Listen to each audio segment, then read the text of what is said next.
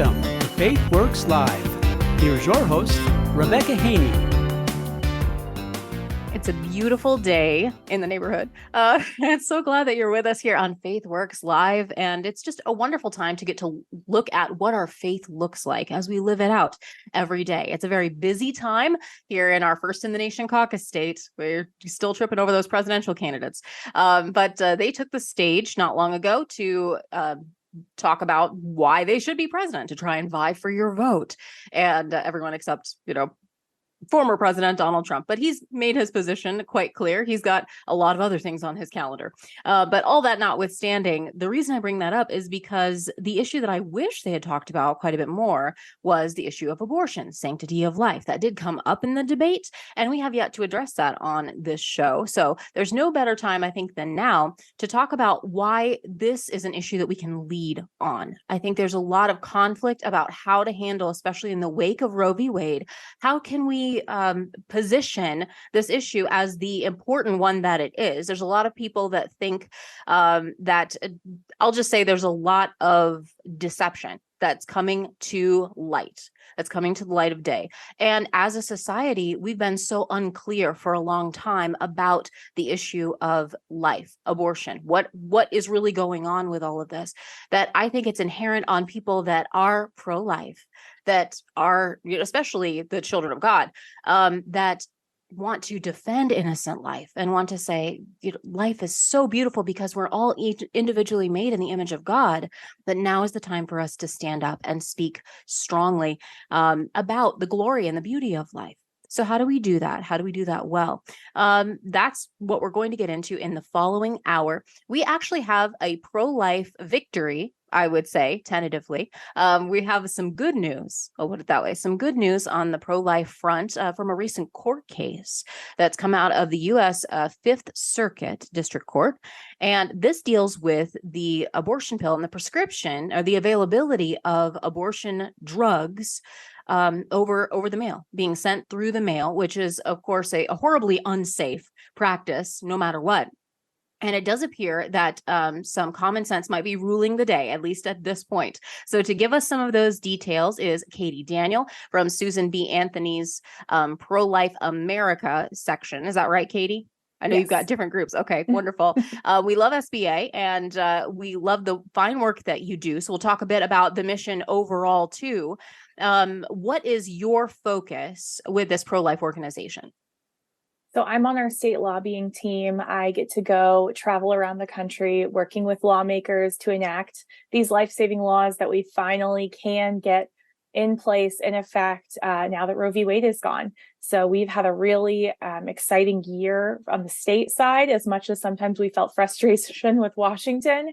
And Iowa is one of those victories with the heartbeat law getting passed and signed by Governor Reynolds, and we hope will be in effect very soon.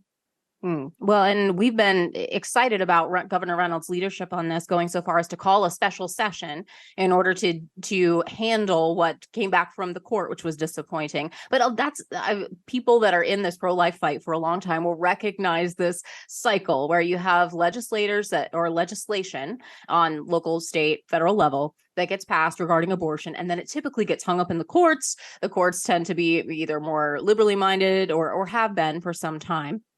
Maybe we're in a new era with that, God willing. But then the legislators kind of react and they're not sure about the courts, how they'll decide. And in my mind, it shouldn't be as complicated an issue as it is if we understand that the preborn person is worthy of protection no matter what. And that, to me, should be the issue that is clarified. But lots of times there are even just regulations, or the method of abortion gets challenged, or being able to have admitting privileges for clinics, things like as simple as that you'd think that we could come to some consensus on just for the health of women. Then even that ends up being an issue of major contention from the people that support abortion. And so this is one of those interesting cases to me because it's specifically looking at the abortion drug, mifepristone, and the distribution of this drug being prescribed and then or to be administered rather through the mail, to be obtained through the U.S. Postal Service, essentially. And that is scary to me because that means, I mean, there's no limits really with where this so-called medication could go, how dangerous. There's no concern, I would think, for women's health. This shows an alarming lack of concern for women's health, if that is in fact the argument for quote unquote safe and legal abortion. So would you mind giving us some background on this particular case and where we are right now? Sure. So when Bill Clinton came into office, we're going all the way back to the 90s. Remember the 90s. Back in the good old days. In his first week in office, it is my number one priority for the HHS and FDA and these public health institutions in Washington to get these abortion drugs on the market in the United States. At that time, they were only available in Europe. And right on his way out the door in 2000, he did that. But they had to do a couple things to get the drugs on the market in the United States. One is that they had to recategorize pregnancy as an illness. It obviously is not. For the child, pregnancy is a stage of development. It's not like it's something that every single human being has had to go through for since the beginning of time for the perpetuation of the species. That's now considered abnormal. Well, yeah, one of the most universal things on this planet, right? The way we all get here.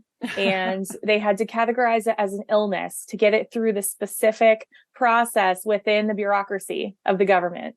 The other thing that they didn't do that they should have was studies on specific vulnerable populations. So they never studied how these drugs might disparately impact minors. The federal government has rules that say before you bring a drug to market for certain populations where it might have a different impact, you've got to actually study what that impact's going to be. They said, we're going to skip it. We're going to use a waiver to just skip that. And we're going to bring the drugs to market with the same dosage for every single woman and girl, whether she's 14 or 40, not considering the fact that it's just common sense that a drug that messes with your hormones would have a different impact on a minor girl going through puberty than a fully developed woman. So they skipped that step. They didn't want to know because the data we have from other countries shows that it has a very negative impact on both women and girls. So they just said, we're just putting it on the market. We don't want to know. Don't tell us. Pro-life doctors have been raising the alarm on this for 30 years. Before the drugs were on the market, they were saying there are real problems here, and we're already seeing them with our patients.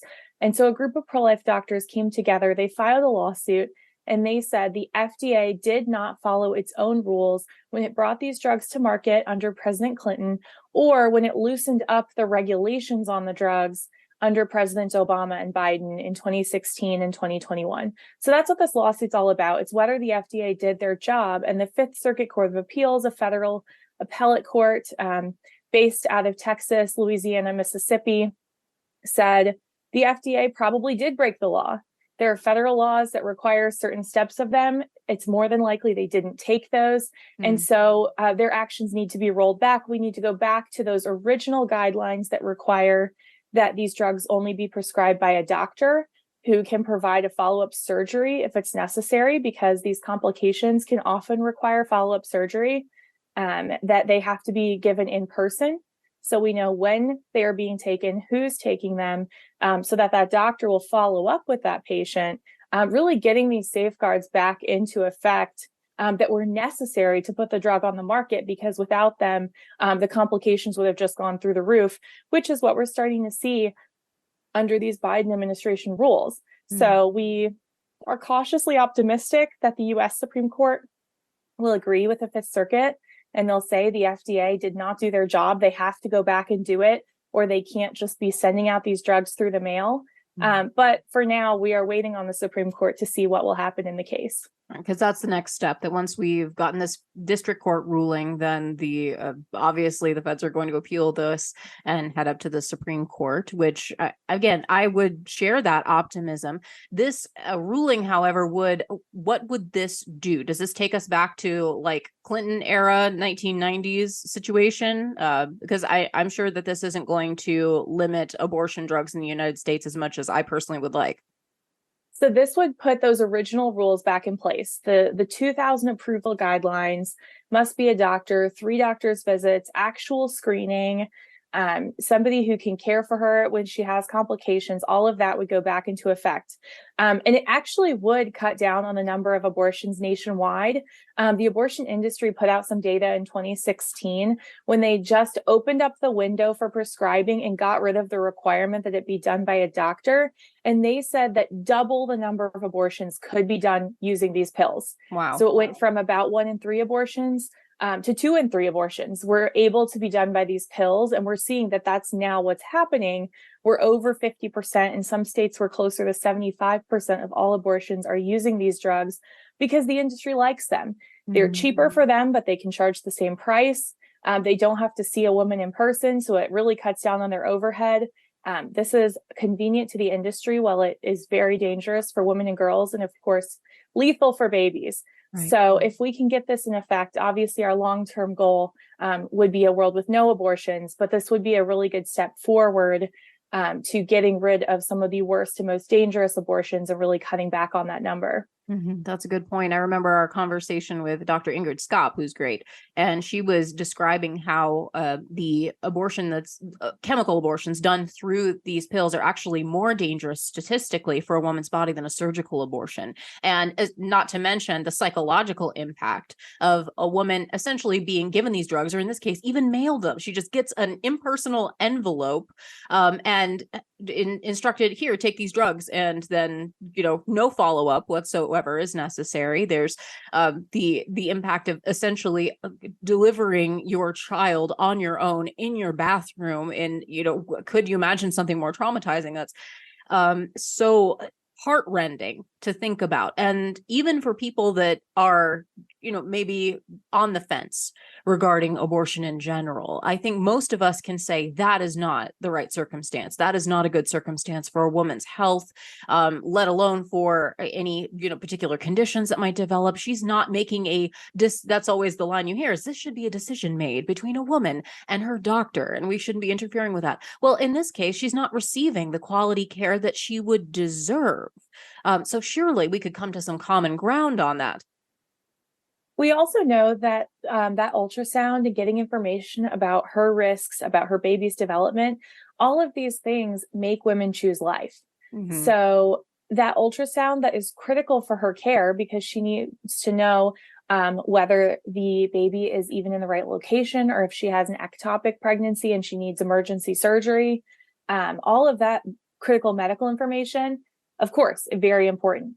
But just seeing and hearing the baby, their heartbeat, all of that's very humanizing. It makes this real. And so we are depriving her of that information when we allow these pills to be sent through the mail. And I think that's something that we can all agree on. Additionally, everything you described is the quote unquote best case scenario, right? The FDA's lawyer was in court in May saying, you don't need to do a video visit. You don't need to see that this is even a woman that you're sending these drugs to. You could fill out an intake form online. If I took a pregnancy test and threw it in the trash can, my husband could grab that, could grab my wallet, get my driver's license, send them a picture of it, if they even require that much, with some of these websites don't, and get these pills sent to him. A male reporter at the New York Times did a story a few years ago where he ordered pills with his own name and said, isn't this handy? It's like, yeah, that is a huge tool for abusers, for sex traffickers. What we're talking about is not healthcare. It's just buying drugs on the internet. Yeah. And that should make everyone, I think, sit up and take, especially parents, grandparents, people who care about the safety of minors, as you pointed out.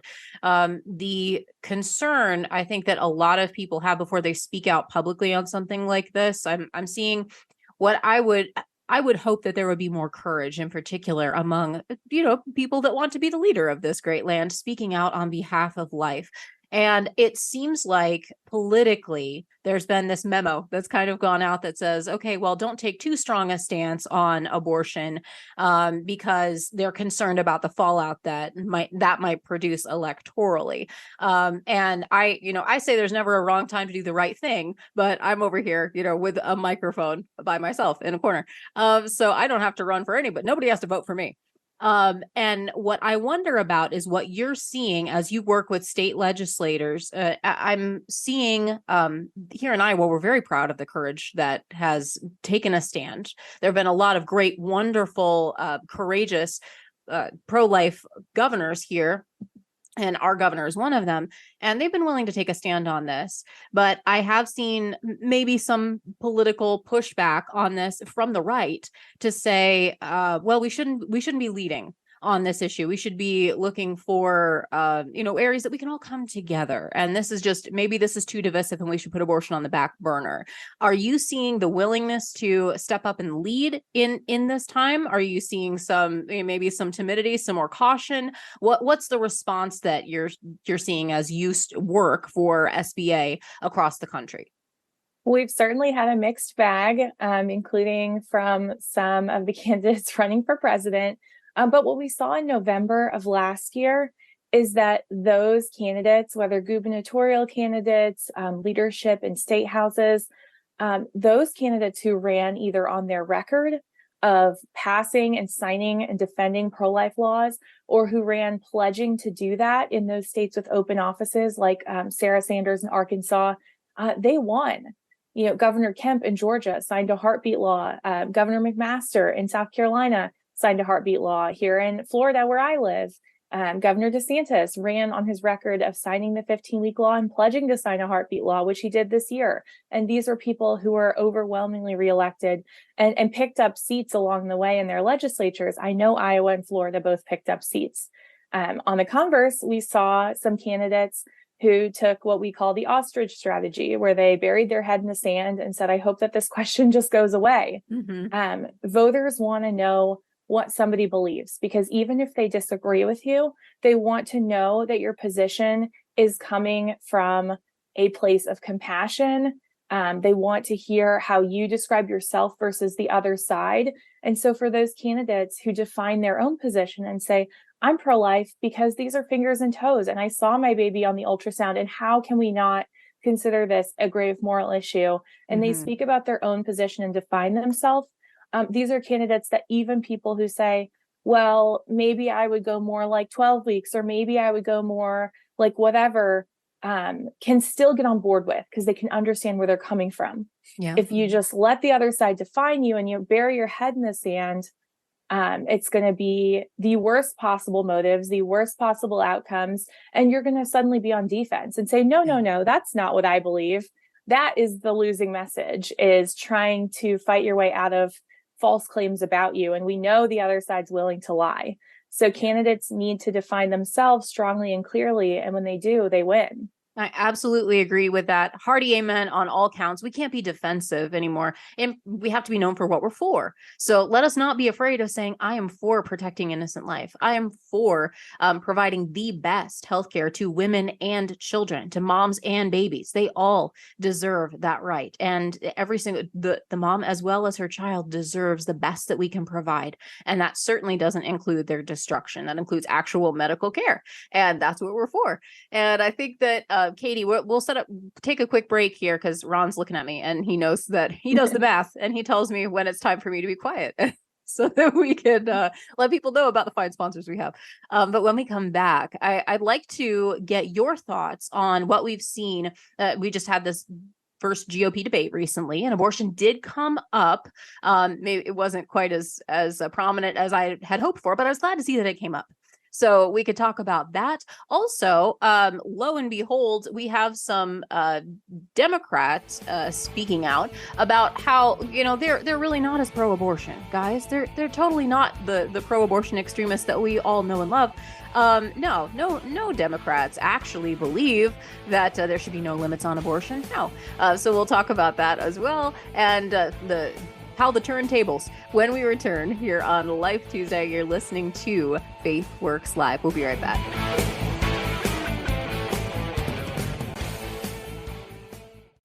In today's world, security has never been more vital. And at FaithWorks Live, we're proud to partner with VeriGuard Security. It's a professional physical security service, and they're really raising the bar in security and private investigations. Whether you need a team of professional officers to protect what you have worked hard to build, or their mobile security units for multiple properties or large locations, from business or corporate properties to your home or neighborhood. Perhaps you've got an event coming up. They secure quality quality security coverage for events large and small, because it's about peace of mind and protecting you, your family, your team, and your property.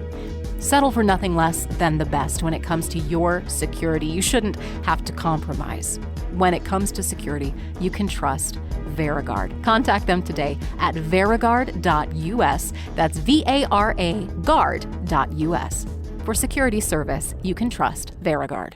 Come here, son. I want to show you something really neat. Okay. See this cocoon? Well, in just a bit, you'll see something really spectacular. Cool. So what's gonna happen? You'll see. Nothing's happening. A little patience, son. But it's just sitting there. Dad, nothing's happening. Trust me, son. If you just wait a bit more, you'll be impressed.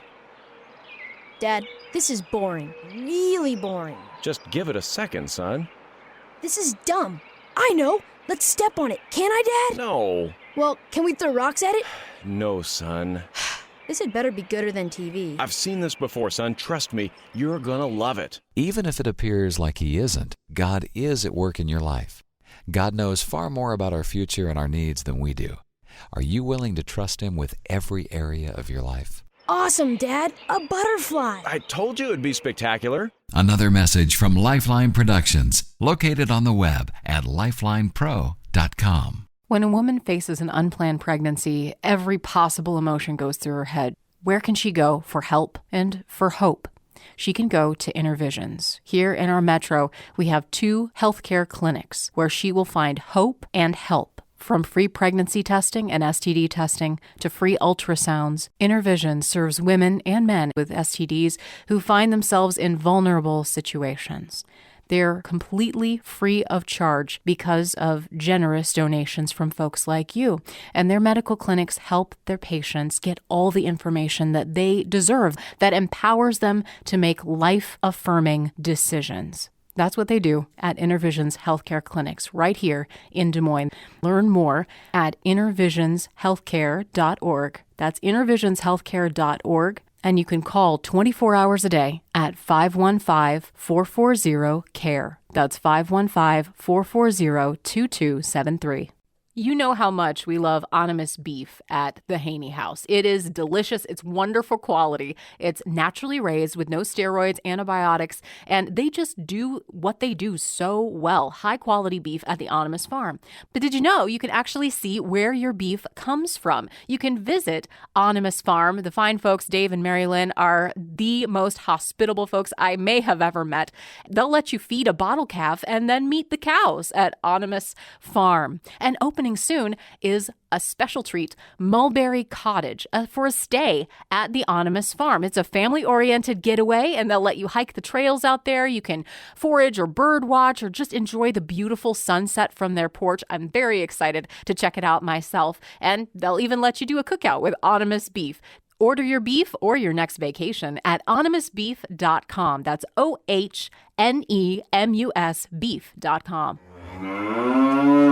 We're here in this fine imported china shop where amazing Ellen will attempt to carry a valuable tea setting across this newly waxed floor while wearing large wool socks. Guys, how much is this Ming vase worth? More than we're paying you, Ellen. Oh.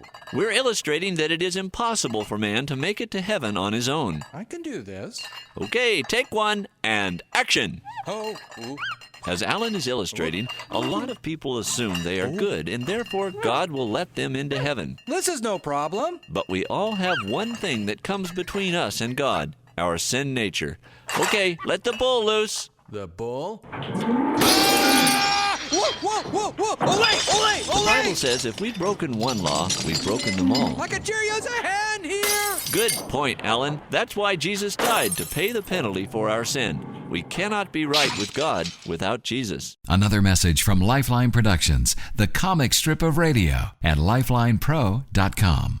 There's no better time than now to stand for life. And you can stand with Iowa's original pro-life organization, Pulse for Life. They're the longest standing nonprofit pro-life organization in Iowa, and they're dedicated to informing, educating, and inspiring a new generation to value the sanctity of all human life, from fertilization until natural death. They serve at the State House. They educate in classrooms, at events. They proudly serve on the coalition of pro-life leaders. They are on the front lines of the battle against this throwaway culture of death that we see all around us, and we are winning ground. Hearts and minds are changing, and the pro-life movement is continuing to grow.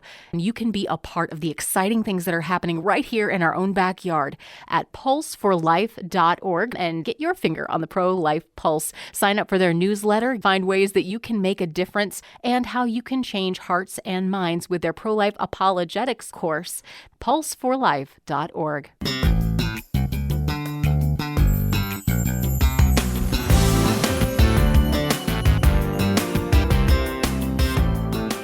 It's our joy to be with you. So glad you're here. This is Faith Works Live. Rebecca Haynie is my name, but you know that because we're friends. Our new friend is Katie Daniel from Susan B. Anthony's Pro-Life America wing.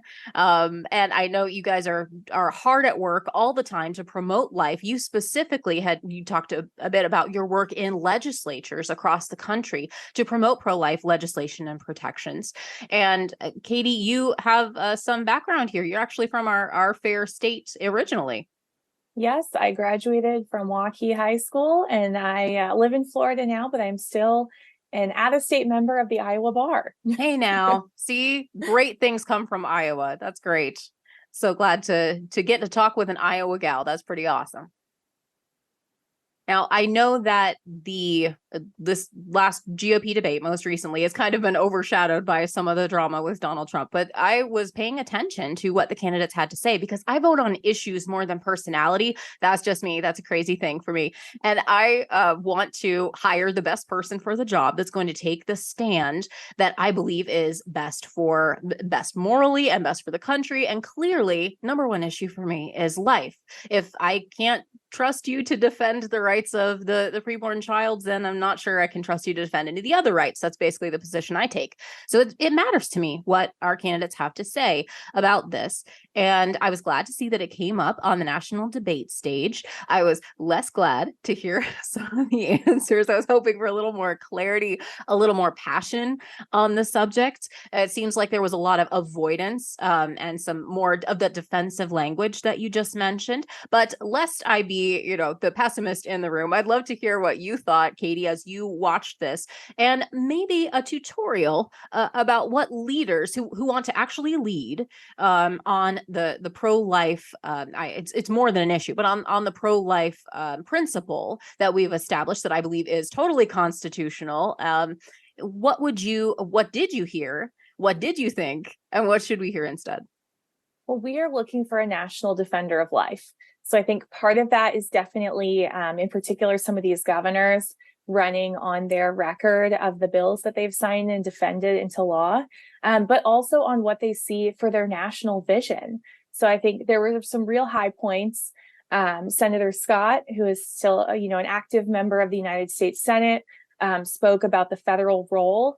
And this is something that we think is incredibly important. We are going to go out there and we're going to pass pro-life laws everywhere we can. Mm-hmm. And in this first year after Dobbs, 25 states have done that. But that means there are still 25 states that haven't done that. And those babies are deserving of our protection too. Yes. So while our state lobbying team is going to do everything we can on the state level, there is definitely a federal role here. And if you don't believe that, from me, the Democrats definitely think there is a federal role because they have voted several times in the last two Congress on the so-called Women's Health Protection Act, which would be the Abortion on Demand Until Birth Act that would invalidate all these strong state pro-life laws. So it was great to hear him speak about the need for action from Congress. I think, unfortunately, Governor Haley started doing some whip counting. And what we need to see from a national defender of life is leadership. You can say, the Senate doesn't have the votes right this minute. Okay, well, how are you going to get them there? What are you going to be doing to ask these Democrats who supposedly believe in some kind of limit, according to Jen Psaki, where that is, where they're going to draw the line? My guess is they probably won't, but nobody is asking them those questions. And I think it's incumbent upon the president of the United States to be the one from a moral perspective and a policy perspective to say, this is a priority for me. There has to be, something that we can come around in our 50 states and that we can work towards. whip counts and getting the votes doesn't just happen. You have to work for it. So it was, kind of a contrast there with the vision of a federal role versus not from a few of the candidates. I think Governor Hutchinson, loved when he did his shout out and said, I signed 30 pro-life laws. Arkansas is a state that loves to pass a pro-life law, and he was around for many of them. So I think, for other candidates who have that kind of a background, would love to see them talking more about their record in their home state as well. I think from Vice President Pence, he just has such a heart for this issue. He's so genuine. And so to hear him speak about the moral imperative was a real bright spot.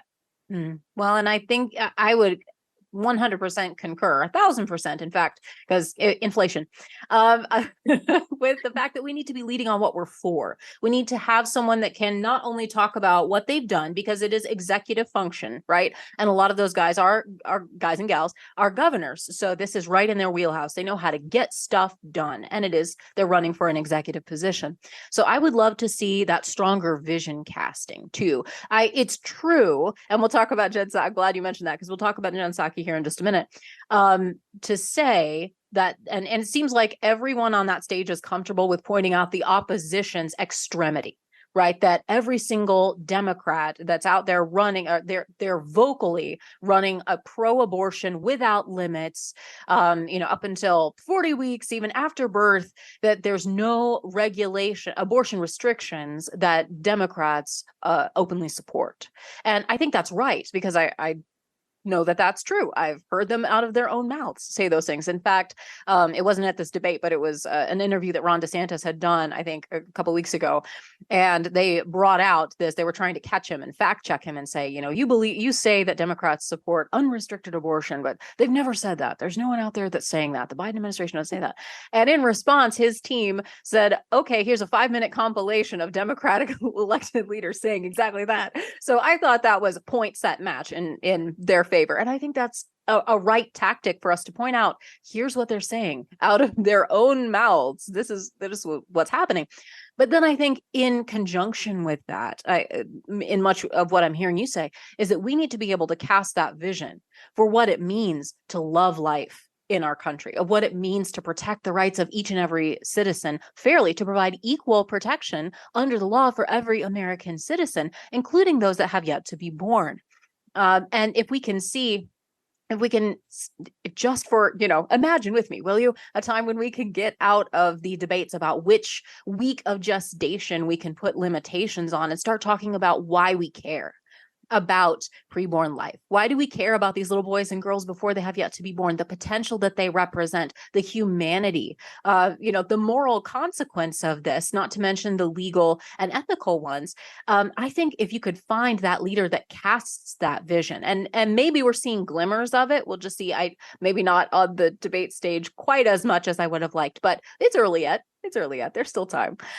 So that's what I would love to see, is that bolder vision that says, I believe in life. And the Republican Party platform still says what we all claim to believe, which is that life begins at conception and that it should be protected, that's why we're pro-life. So it's not unprecedented, and it's not even, crazy territory, undiscovered territory to be out there on that limb.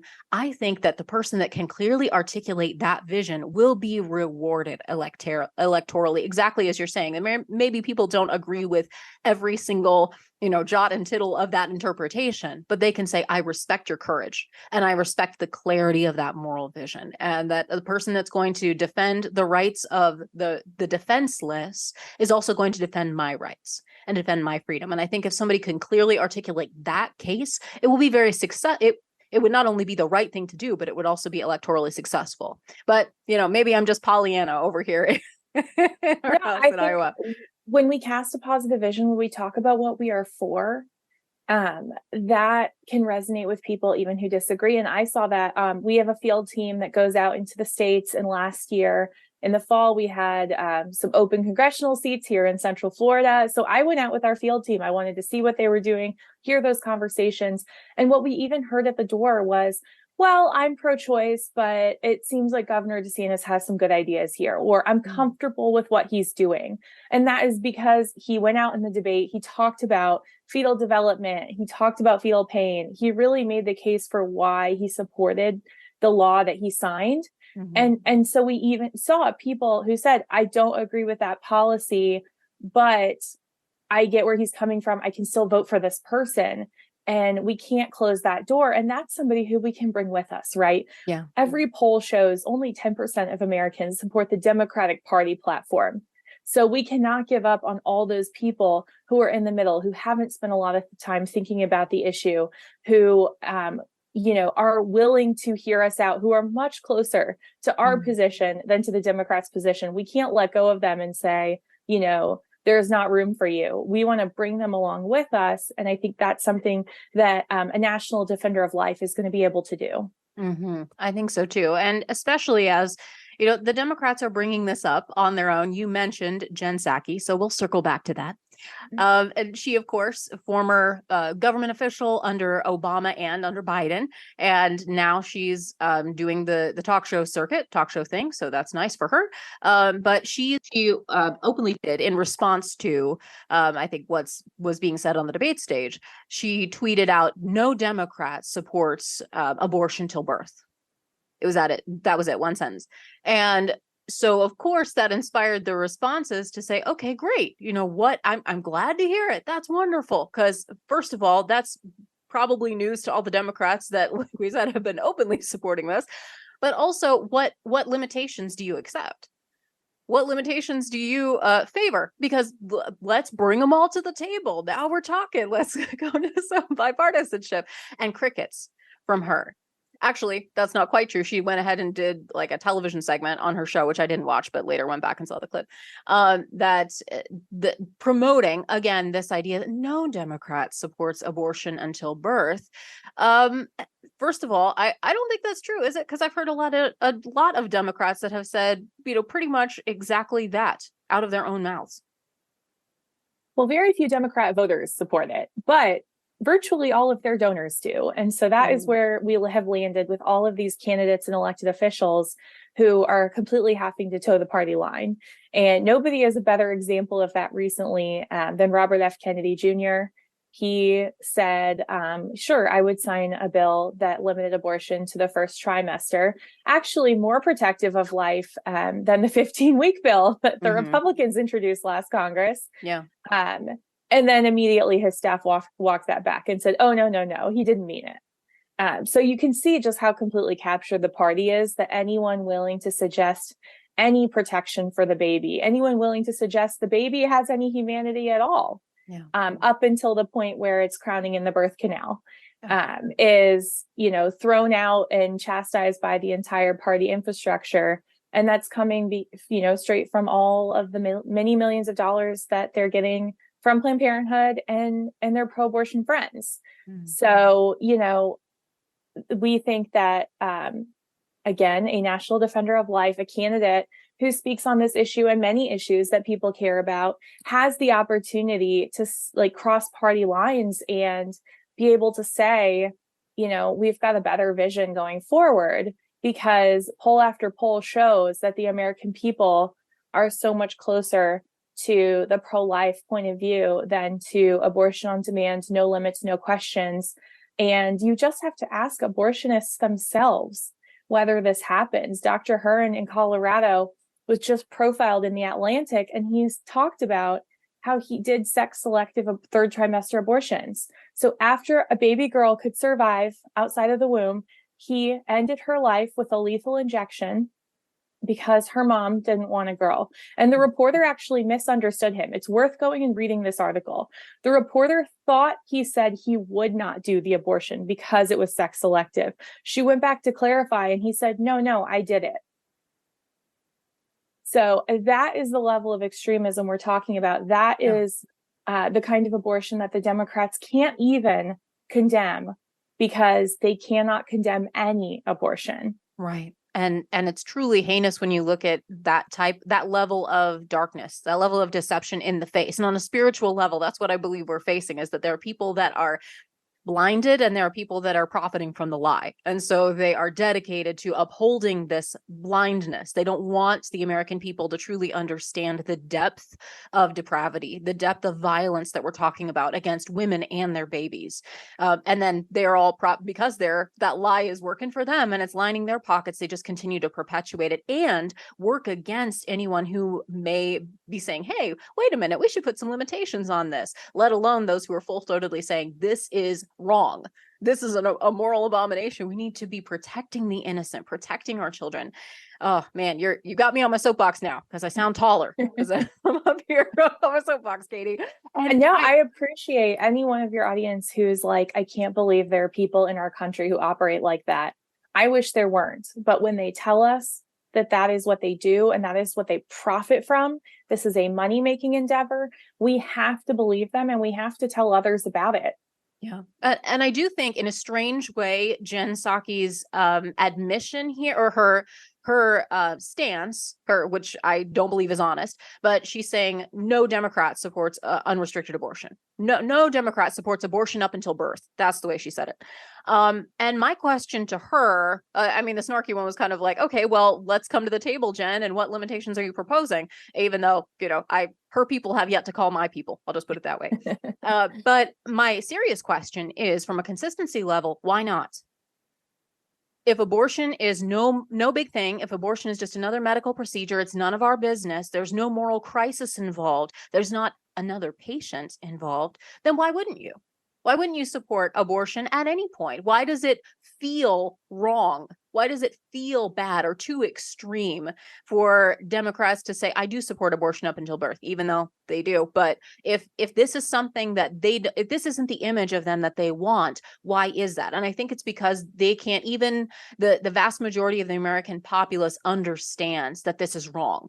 It's at what level of gestation do we say, hey, this is really a human being? We all know, and at a base level, we all understand the wrongness of this.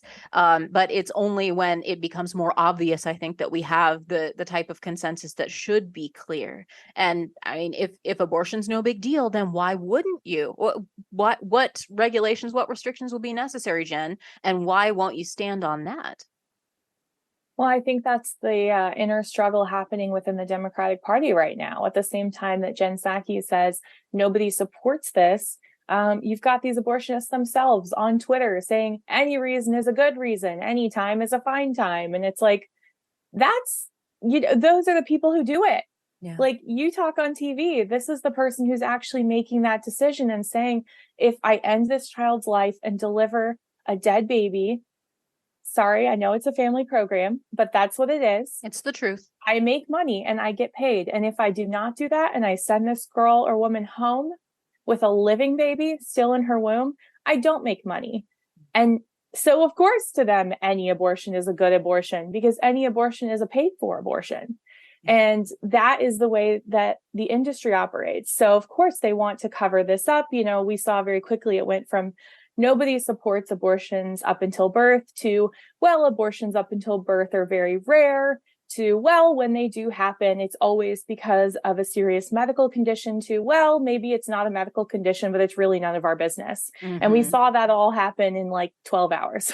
Yeah. So, we went from it doesn't happen to it happens, it's good, and it's none of your business in the blink of an eye. Sure.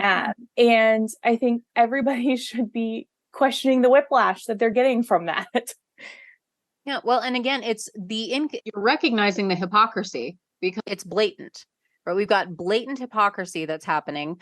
And I don't think that's not where we stop. I think that's something it's comfortable for a lot of the leaders on stage or the leaders in our legislatures to point out and say, hey, guys, what's going on over here? Why is it that the extremity of the abortion position, they're the real radicals?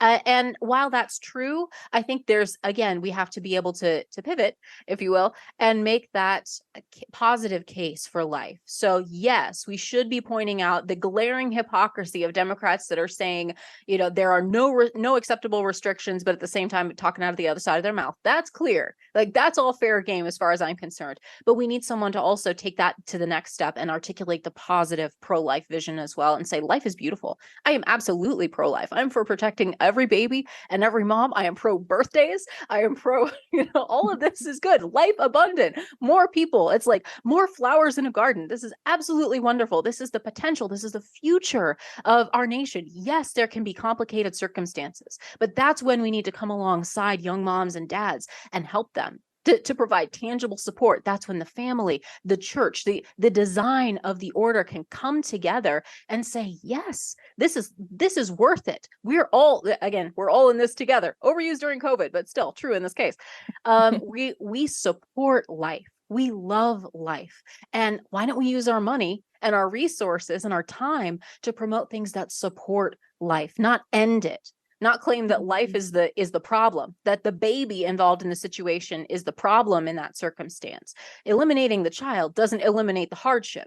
Whereas if you look at protecting the child, if you look at supporting the mom and the dad and those burgeoning families, to call that in, to say this life is worth it, and this life can call us to bigger, better, higher things, that love is worth the sacrifice, and that she and he growing inside you, mama, are worth life. They're worth the support. They're worth the sacrifice that it's going to take. I just think that in itself is that people are looking for hope. People are Sorry, I love that you said the baby is not the problem. The problem is the problem. Mm-hmm. So the newest part of our organization is called Her Plan. It stands for Pregnancy Life Assistance Network.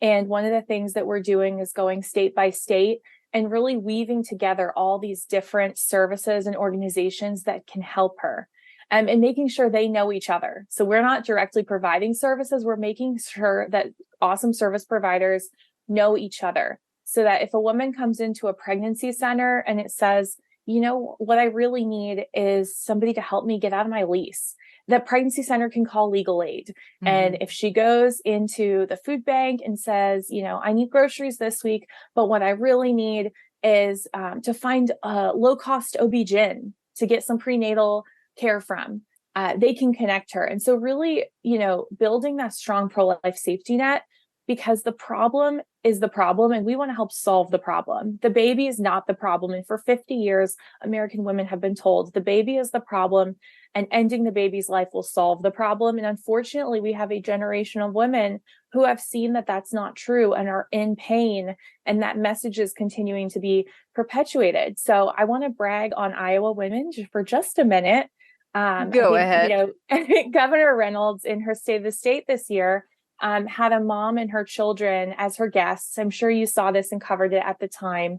And that mom took the first abortion pill, immediately regretted it, did the abortion pill reversal process, and was able to bring her 4-year-old to the State of the State. She now gives back through her local pregnancy center and supports other moms in need. Mm-hmm. So talk about a life-affirming, happy ending. It was her kiddo's birthday that week. And I'm just so glad that the governor was using her platform to shine a light on this mom and her family, and how they were able to both be supported by their community and now support others. Similarly, Senator Amy Sinclair was the bill lead on the heartbeat law this year, as well as the first time this legislature went through it. And they were very serious both times, in case anyone on the state Supreme Court is listening. And Senator Sinclair talks about being a teen mom and how it changed her life and made it difficult at times, but enriched it so much. Mm-hmm. Everything you were just saying, a million flowers blooming because of her children and now her grandchildren. And I think, to have a woman, an elected official in our state, take that platform of the microphone on the state house floor and talk about how awesome it's been to have these children in her life, how meaningful it's been, even though it's not been perfect, what parenting journey is. I think, again, just a great opportunity to share a positive message, because almost everything in the mainstream media about having children, whether you are 19 or 35 years old, it just seems so negative. Mm-hmm. There's so much anti-family, anti-child rhetoric. And we've got some really positive examples in the state of Iowa of women who are moms in elected positions, leading their constituents and leading the state with a positive pro-life vision. Mm-hmm. And Katie, I know as we wrap up, I'd love to get your thoughts on ways that we can persuasively talk about these issues. I think that in and of itself that you just highlighted, the sharing of stories and the change that begins to change the culture, because I, like you, I look out at, internet worlds like TikTok, where everybody lives now, and we see a lot of negative views of motherhood. A lot of, moms that are talking about how they don't really like their kids all that much, or they're like spelling out expletives in their ketchup with their chicken nuggets for like no reason. So like, that's so silly. That's crazy. Why don't we talk? Yes, it's difficult. And I've shared my drive me crazy kiddos stories. We've got 6 kids in our house, so it is never quiet. But there's beauty in the chaos. And I personally believe God is growing me more through motherhood and through the mess and through, all the challenges. And it's an adventure. That's part of it. And he is causing me to stretch and grow. And I'm learning wonderful things about my Heavenly Father and the process of motherhood. And my kids teach me so much. And there's a greater joy and a greater beauty than I could never imagine my life without them.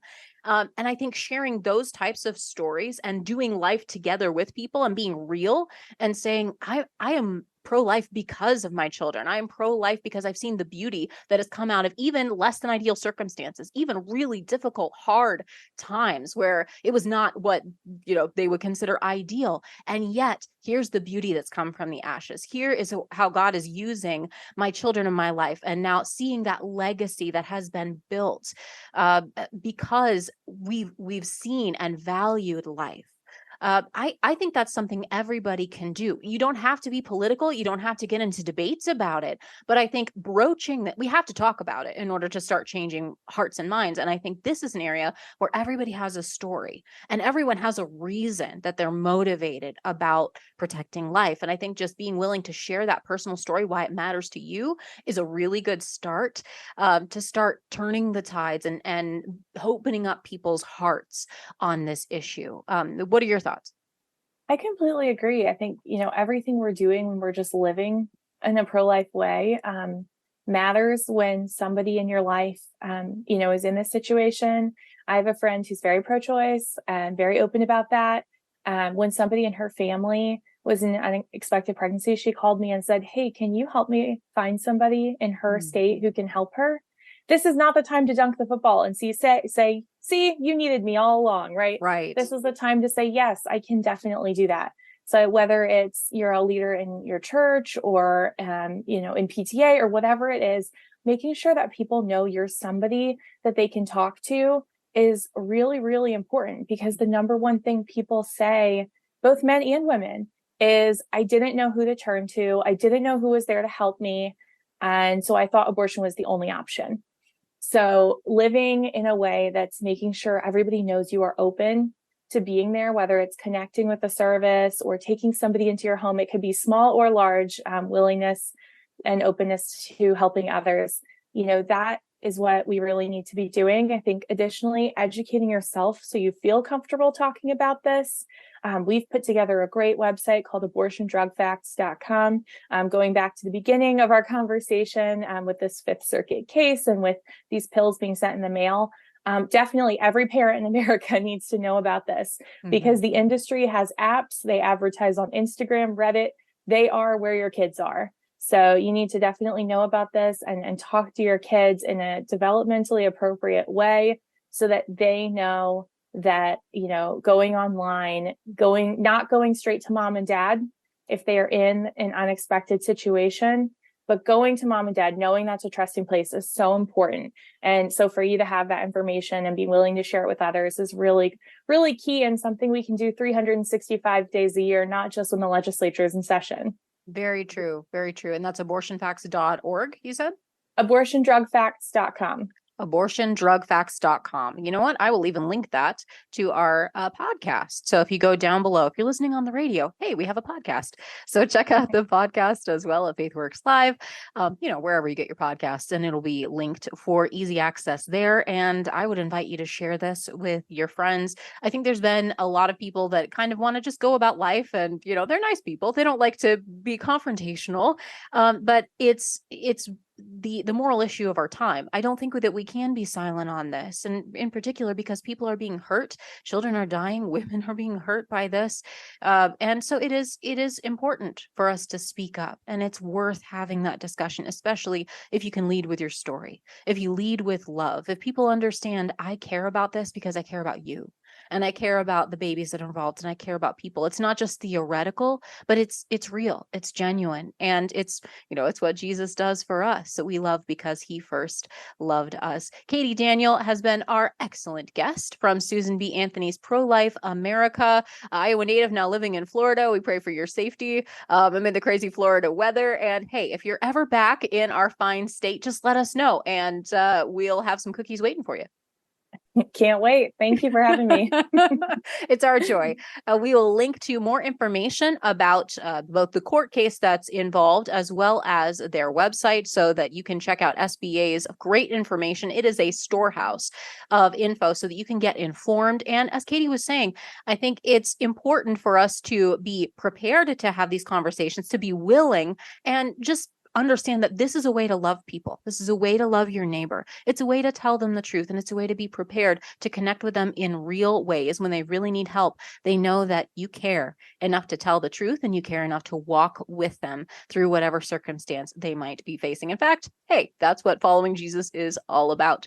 Thank you for listening to FaithWorks Live. Hopefully you're ready, energized, encouraged to protect life and to live life abundantly. Because honestly, that's what we're here for. We live life differently, and we can live because he lives. We also shall live. It's a day of hope. It's a day of joy, and our day is just about done. So thank you for tuning in with us. And until next time, we have a mission. So let's be about it. Our mission is to love God, serve others, and live free. Thank you for listening to FaithWorks Live.